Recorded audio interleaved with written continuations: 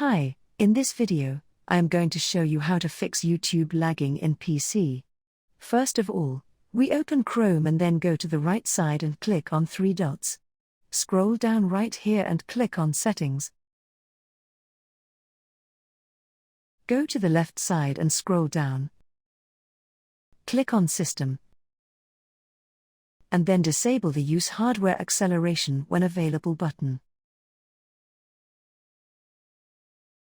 Then click on three dots again, then click on Clear Browsing Data. Check all these options and click on Advanced, and again, check all the options.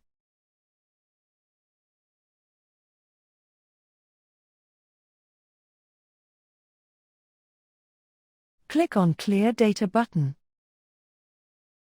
After that, your YouTube will work better than before. That's the way to fix YouTube lagging in PC. If you found this video helpful, please like it and don't forget to subscribe to this channel.